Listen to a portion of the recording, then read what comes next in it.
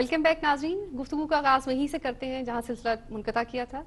جی رزاق صاحب, تو آپ بزنس کے حوالے سے فیزیبلٹی پر آپ کامنٹ کر رہے تھے کہ بزنس کے لیے آپ کے پاس جو لوگ آ رہے ہیں ان کو پہلے ایک آئیڈیا لے کر آنا چاہیے کہ وہ کتنا فیزیبل ہے, کتنا ترقی کر سکتا ہے. جی پہلے میرا خیال ہے کہ چونکہ ہمارے ناظرین بہت زیادہ پروفیشنل یا پڑھے لکھے لوگ نہیں ہوں گے کہیں ایک, تو فیزیبلٹی کا مطلب میں ذرا عرض کر دوں وہ یہ ہے کہ تخمینہ لگانا کسی چیز کا, یعنی امیجنیٹو تخمینہ لگانا کہ سیل کیا ہوگی, اس کی قیمت خرید کیا ہوگی, خرچے کیا ہوں گے اور پاسبل ممکن پروفٹ کیا ہوگا. تو وہ اگر باٹم لائن ہمیں پتہ چل جائے تو پھر پتہ چلتا ہے کہ یہ چیز فیزیبل ہے یا نہیں ہے, ٹھیک ہے کہ نہیں. تو اس لحاظ سے یہ بڑا ضروری ہے کہ اس کی مطلب ہے کہ دیکھے کتنے یونٹ اس نے یا جو بھی کوانٹٹی بیچنی ہے یا یونٹ بیچنے ہیں یا سروس کرنی ہے, گاڑیاں ٹھیک کرنے والا ہے مثلا کتنی گاڑیاں ڈیلی ٹھیک کر لے گا, اس کی ایوریج انکم کیا ہوگی پر گاڑی, 100 روپے 200 روپے 400 روپے. اسی حوالے سے اگر وہ 10 گاڑیاں ڈیلی ٹھیک کرتا ہے بندہ جو بھی کر رہا ہے کام, اور اس کی مزدوری 800 روپے فی گاڑی بنتی ہے, 500 بنتی ہے, تو 5000 ڈیلی انکم آ گئی اس کی ڈیلی. اس کے ساتھ خرچے وہ ایڈ کرے گا کچھ لوگوں کے دینے وینے کے لیے. تو اگر 100 200 یا 400 500 یا 700 کوئی چیز بچتی ہے اس کی, 700 بچت ہوتی ہے 5000 میں سے, تو آپ 30 سے ضرب لگائیں تو 21000 اس کی انکم ہوگی, which is quite good. تو اسی طریقے سے اس کو انکم کا حساب لگانا ہے, خرچے کا حساب لگانا ہے, اور اس میں سے کوئی چیز omit نہیں کرنی. ایمانداری سے نہ تو انکم کو ایگزیجریٹ کر کے بڑھانا ہے کہ جی میرے مطلب ہے میں 300 گاڑیاں ٹھیک کر لوں گا ڈیلی, وہ گھنٹے تو 8 ہی ہونے ہیں نا, اس میں وہ ٹائم کا بھی حساب ہوگا. پھر اس میں قیمت کا بھی یہ ہے کہ ہر بندہ ممکن ہے 800 روپیہ نہ دے, تو وہ ایوریج نکالنی پڑے گی اس کو. ہر کام بھی 800 900 کا نہیں ہوگا, کوئی 1500 کا ہوگا, کوئی 300 کا ہوگا, کوئی 800 کا ہوگا, 700 کو 350 کا, تو اس کو حساب سے لگانا ہے. تو اس سے جب یہ پتہ چل جائے گا کہ اس کی ڈیلی انکم کیا ہے, اس سے منتھلی انکم آ جائے گی, تو کچھ اندازہ ہو جائے گا بزنس کی صحت کا کیا, کس طرح کی صحت ہے اس کی. تو سر اس کا مطلب ہے کہ لوکیشن بھی بہت اہم ہے. جی وہ جو صاحب جو قرضہ یا قرض حسنہ کی خواہش مند ہے اس کو لوکیشن کو بھی دیکھنا ہے. میرے خیال میں اساتذہ بھی آپ کو سب سے پہلے یہ سوال کرنا چاہیے کہ وہ اپنے آپ کی بھی سیلف اسیسمنٹ پہلے کرے. یہ چیزیں تو باہر کی بعد میں ہے نا, وہ پہلے بھی میں نے جی سیلف اسیسمنٹ سے آپ کی کیا مراد ہے؟ میری مراد یہ ہے کہ اپنے من میں ڈوب کر پا جا سراغ زندگی. پہلے آپ اپنے آپ کو اسیس کریں کہ آپ کس طرح کے انسان ہیں. آپ اسموتھ ہیں, ٹیمپرامنٹل ہیں, جلدی غصے میں آ جاتے ہیں, شارپ ہیں, تیز ہیں, کیلکولیشن کر لیتے ہیں, دوسروں کو سمجھ لیتے ہیں, نہیں سمجھ لیتے. آپ کے رشتہ دار, عزیز, دوست, احباب آپ کو کس طرح کلاس کرتے ہیں. آپ ہوشیار ہیں, کلیور ہیں, بھولے بھالے ہیں, بدھو ہیں, یا بالکل سٹوپیڈ ہیں. تو پہلے اس کو آپ اپنے آپ کو دیکھیں, ٹھیک ہے. یہ جب آپ نے دیکھ لیا کہ آپ کا ٹیمپرامنٹ, آپ کی پرسنالٹی کی کیا سٹرکچر ہے, اس کے بعد آپ نے یہ دیکھنا ہے کہ آپ کا انٹرسٹ کہاں پہ. اگر تو آپ کی ایجوکیشن پروفیشن میں ایکسپیرینس میں کوئی چیز ایسی ہے جو آپ نے کی ہوئی ہے, آپ کا تجربہ ہے اس کا, مثلا کوئی بندہ جو ہے وہ الیکٹریکل انجینئر ہے, تو وہ الیکٹرانک کی کوئی دکان یا جاب شروع کر سکتا ہے. یا بندہ جس نے کوئی ٹیلی کام میں کیا ہوا ہے تو ٹیلی فون کی کر سکتا ہے, یا جس نے فریج میں کچھ کیا ہوا فریج کی کر سکتا ہے.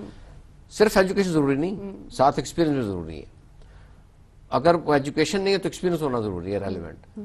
یا وہ نہیں تو کسی جگہ کچھ کام کیا ہو, تو جب وہ دیکھ لے کہ جی میں اس کام کو آگے لے کے چل سکتا ہوں اور اس میں مجھے آسانی ہوگی, میں تھک نہیں جاؤں گا, اکتا نہیں جاؤں گا, یا بور نہیں ہو جاؤں گا, یا یہ سوچوں کہ یہ تو میرے بس کا روگ ہی نہیں ہے, تو وہ اس کام کو پکڑے جس میں اس کا دل ہے. ٹھیک ہے کہ نہیں. اپنے من میں ڈوب کر پا جا سراغ زندگی, یہی ہے.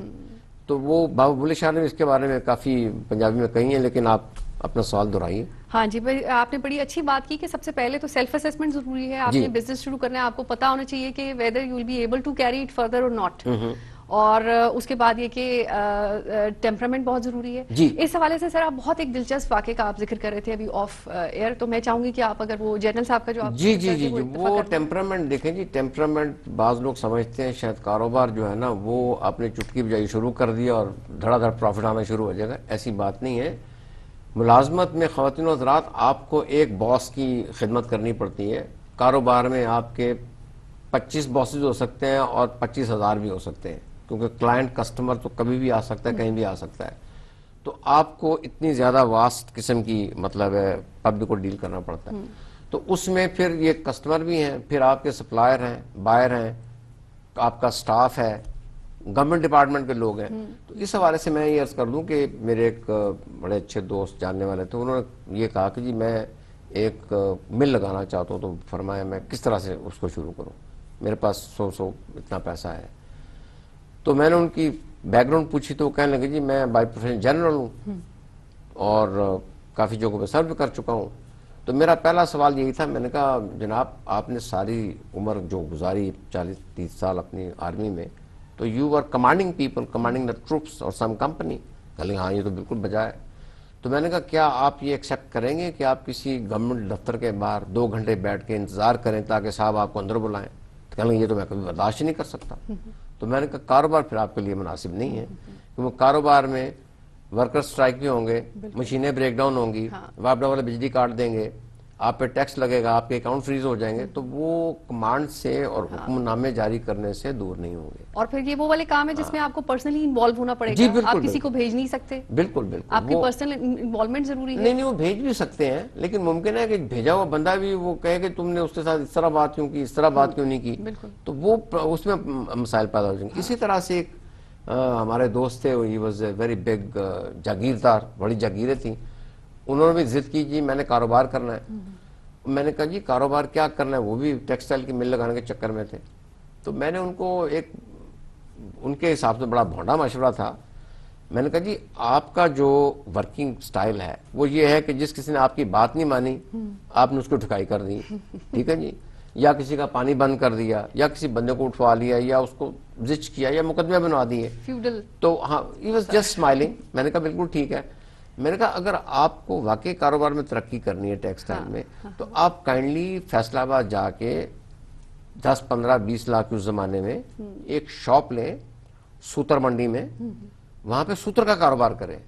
تو ہی جسٹ لافٹ, کہنے لگا یار یہ میرے اس کے اسٹینڈرڈ کے مطابق نہیں ہے. میں نے کہا جی آپ کے اسٹینڈرڈ کے مطابق نہیں ہے, لیکن وہ جو کاروبار ہوگا اس میں آپ کو پتا چلے گا کہ سوتر کہاں سے بنتا ہے, کیسے بنتا ہے, کہاں سے آتا ہے, کہاں بکتا ہے, اس کے جو ملوں کے جو کاریگر ہیں وہ کہاں ملیں گے آپ کو, ایکسپرٹ کہاں ملیں گے. تو آپ کو ایک پوری ایک یونیورسٹی کی ایک راہ کھل جائے گی. ایک دم سے اگر آپ نے مل لگا لی تو آپ کا ایک پردہ ٹوٹ گیا, تو آپ کو پتہ نہیں چلے گا لانا کہاں سے ہے, اور کاریگر کون سا آ کے اس کو ٹھیک کرے گا. تو اس پہ پھر وہ انہوں نے میرا کافی شکریہ ادا کیا. ابھی بھی مطلب ملتے ہیں تو کرتے رہتے ہیں. It brings us to yet another very interesting point. یہ اسٹینڈرڈ, سر یہ اسٹینڈرڈ کیا ہے ہمارے یہاں پہ؟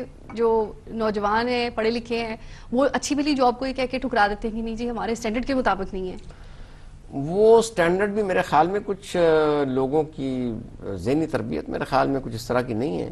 اگر انسان تزکیہ نفس مجھے شاید کہنا چاہیے یا نہیں, انڈین مسلمز کو میں نے دیکھا ہے اور انڈین ساؤتھ انڈینز کو دیکھا ہے. They are very very modest people, بہت عاجزی انکساری سے ہر جگہ کام کرتے ہیں, تحمل سے کام کرتے ہیں, ادب سے بات کرتے ہیں, اخلاق سے بات کرتے ہیں.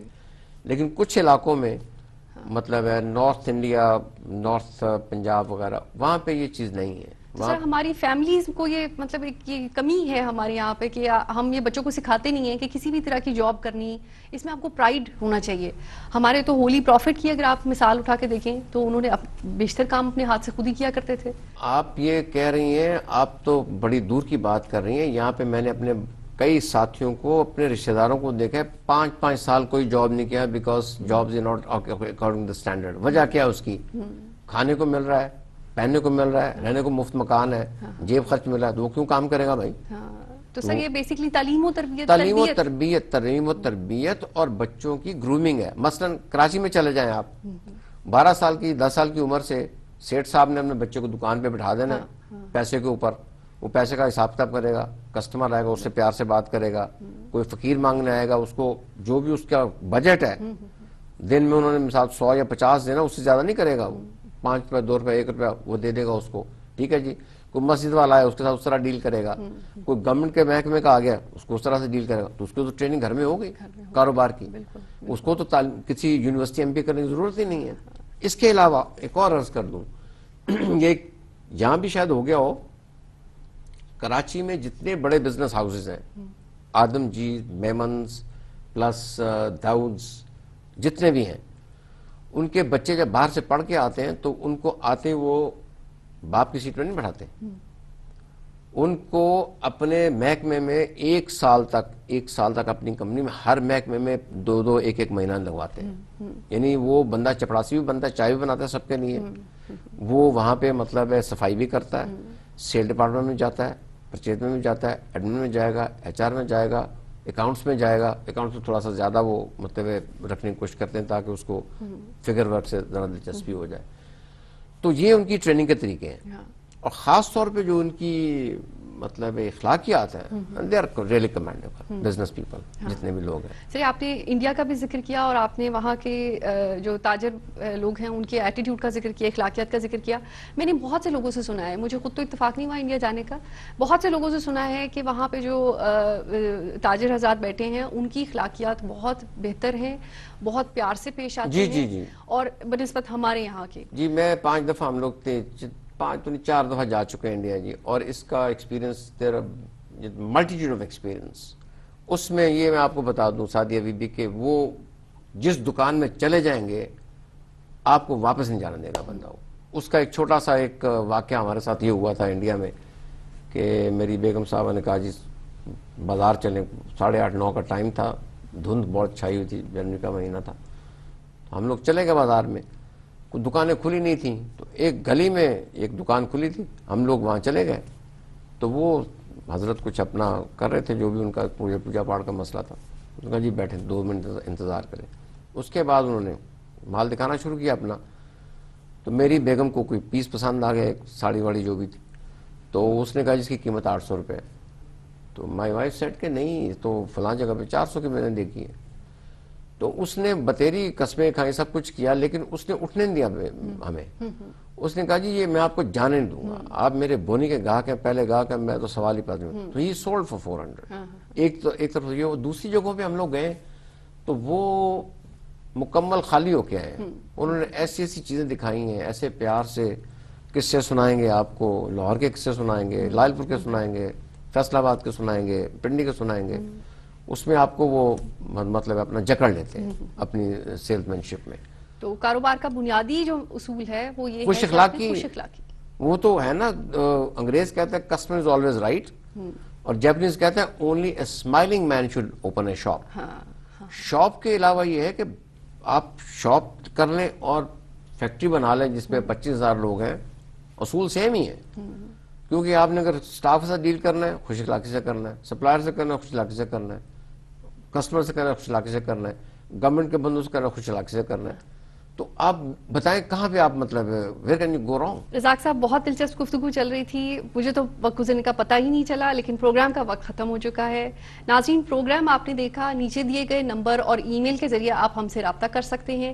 اس کے علاوہ آپ ہمیں اپنا میسج بھی بھیج سکتے ہیں. 8282 پر اپنا نام, پتہ اور میسج لکھ کر ہمیں بھیج دیجئے.